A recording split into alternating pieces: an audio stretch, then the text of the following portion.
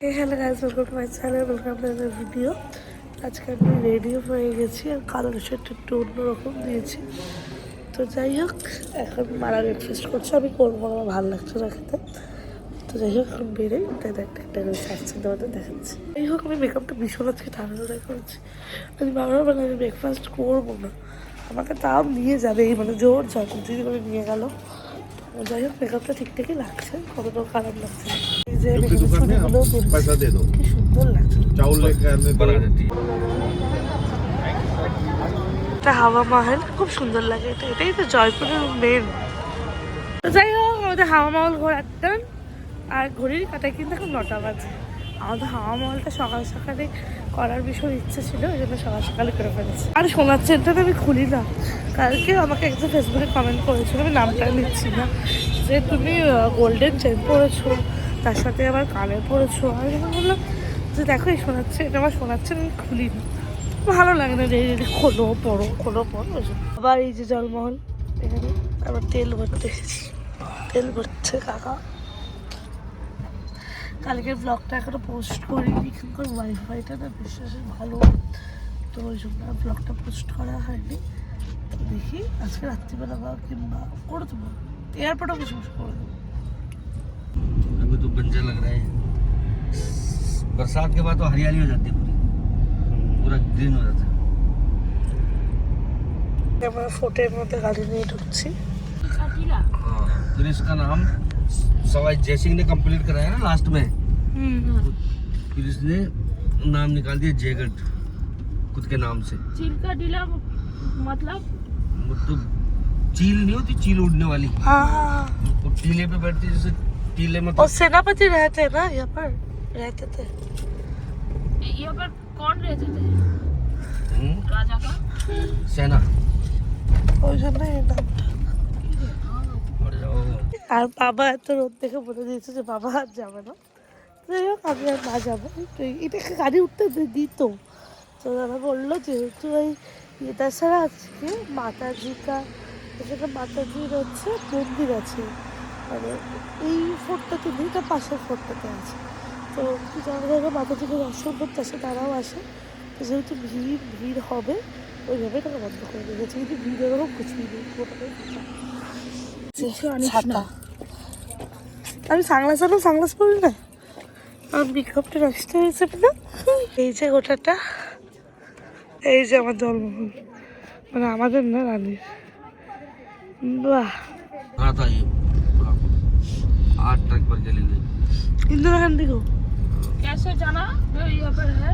उसको सब पता था कि यहाँ पे गए। এই যে ভেতরে বললো মিউজিয়াম টাইপ আছে, তো ওখানেই যাবো, এখানে টেম্পল আছে এদিকে, চলো। ফোর্ট দেখার পর তারপরে আমরা এসেছি এখানটায়, যেখানে শশা খাওয়া হচ্ছে, আম নিচ্ছি।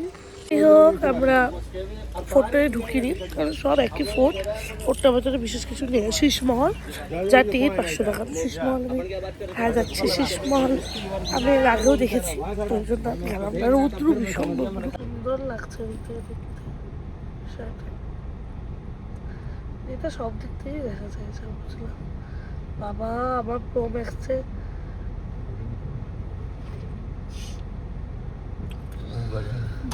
যাই হোক, আমরা এসেছি এখন এলিফ্যান্ট দেখতে।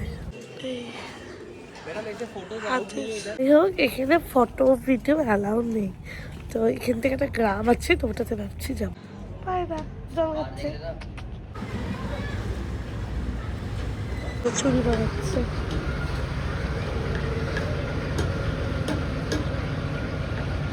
চুরি দেখাটার আমরা গ্রাম যাবো না, হাতে দেখতে, শীষমহল এগুলো সব যাবো। সিটি প্যালেস যাচ্ছে এখন, সিটি প্যালেসের মেন গেট। আর আমরা যখন এসেছিলাম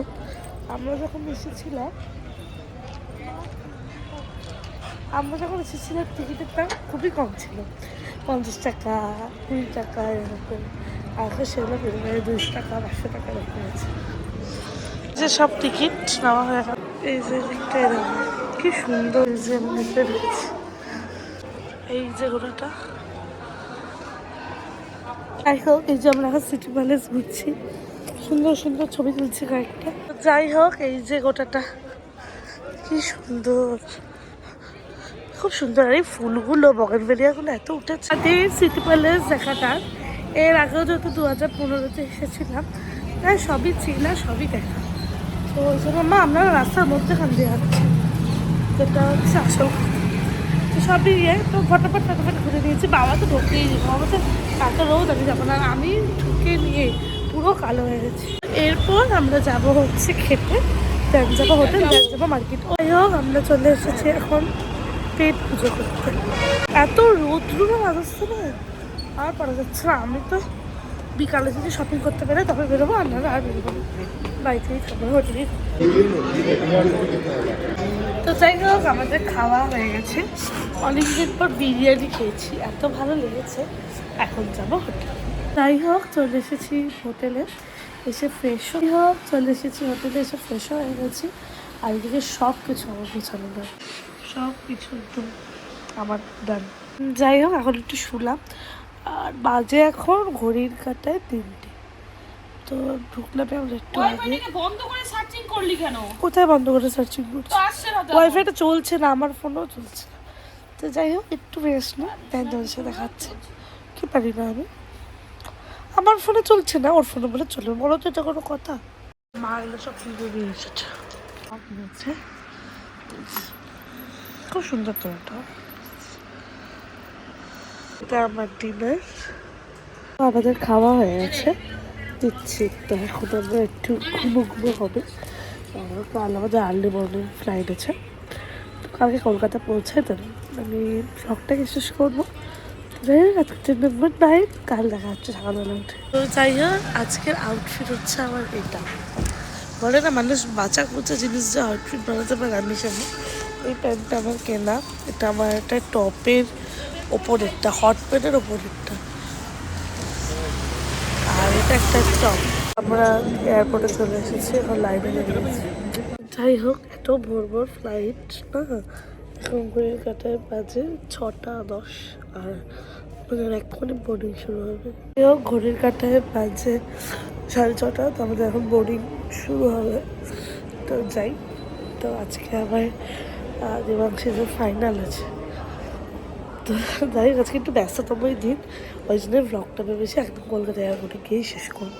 তো যাই হোক, আমরা এখন উঠছি, পৌঁছে যাবো, আর একটা মধ্যে পৌঁছে যাবো। আসলে কাজ আছে অনেকগুলো, আমি বললামই, তো ওই জন্যই এত সকাল সকাল ফ্লাইটটা কাটাবো, নাহলে ফ্লাইটটা পরেই কাটতাম। 12:55 ফ্লাইট আছে, কিন্তু যা রোদ্র উঠেছে না সকাল সকাল, মানে আমি তো প্রথমে আমি ঘুম থেকে উঠেছিলাম, একটু একটা কাজ ছিল মানে কি, হঠাৎ করে ঘুমটা ভেঙে গেছিলো, আর একটা কাজও হয়ে গেছে আমার। ভোর উঠে ওই ব্লগে এডিটটা হয়ে গেছিলো হাফ। তো এবার তখন দেখলাম প্রচণ্ড রোদ, আমি তো ভেবেছি প্রথমে মানে দেরি হয়ে গেছে উঠতে, ভেবে দিচ্ছি না 5টার সময় করার। টাটা জয়পুর, কি সুন্দর আকাশটা লাগছে, সব ফ্লাইটগুলো যায় আর যেরকম। তো এখানে প্লেনের জাম লেগেছে, আমাদের প্লেনটার আগে আর একটা প্লেন আছে, তো ওটা এতক্ষণ আমরা দেখতে পাচ্ছিলাম। তো আমরা তোমাদেরকেও দেখে এই মানে আমাদের ফ্লাইটে বসে বসে আমরা প্রায় 2-3টা প্লেন যেতে দেখলাম। তো আমাদের সামনে আর একটা প্লেন রয়েছে, এই যে দাঁড়া ঘুরছে প্লেনটা, দেখতে পারতাম দাঁড়া ঘুরছে প্লেনটা। 1 মিনিট, আমি দেখতে পাচ্ছি এই যে প্লেনটা ঘুরছে, এই যে প্লেনের জাম, এই প্লেনটা ছিল আমাদের, ওই জন্য আমরা একটু দাঁড়িয়েছিলাম।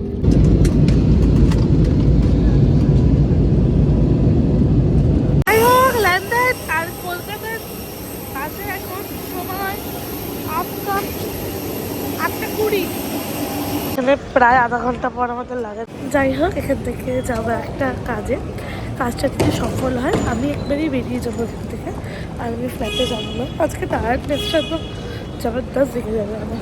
ফ্লাইটেও ঘুমাইনি, গোটা ফ্লাইটে এত চেঁচামেচি করেছে। রাজস্থানী যারা ছিল কয়েকজন, বাঙালি মাত্র কয়েকটাই ছিল, আর আমাদের বাঙালিগুলোকে পরপর ফেলেছিল, প্রথম দিকেই ফেলেছে।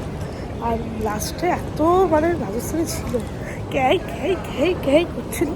তো যাই হোক, আমি একটা উবের বুক করেছি, মা বাবাকে একটা উবের বুক করে দিয়েছি, এখন যাওয়া যাক। আশা করছি রাজস্থান ব্লগ সবার খুব ভালো লেগেছে।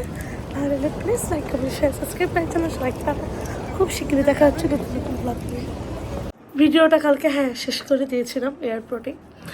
কালকে সারাদিন দক্ষযজ্ঞ চলার পর আমাদের দেবাংশী তারা টিভিতে স্টার প্রোডাকশনের নিবেদনে তারা টিভিতে একটা ডান্স কম্পিটিশনে গিয়েছিল, রিয়েলিটি শোতে। সেখানে ফার্স্ট রানার আপ হয়েছে। ভীষণ আনন্দের একটা খবর, তো তোমাদের সাথে শেয়ার না করে পারলাম না, তো এই জন্যই শেয়ার করলাম। ঘুমরের জন্য একটা আবার নতুন করে যোগ হলো ঘুমরে। অনেক বড় হোক দেবাংশী চাই, তো দেবাংশী আসবে এখনই, তোমাদের সাথে আমার পরিচয় করাবো। এই যেটা দেবাংশীর ফার্স্ট রানার আপ। যাই হোক, দেবাংশীদের তো আপনারা দেখলেনই। তো যাই হোক, আমি কলকাতায় একাই ছিলাম দুদিন, তো এখন যাব আমি বাড়ি একাই।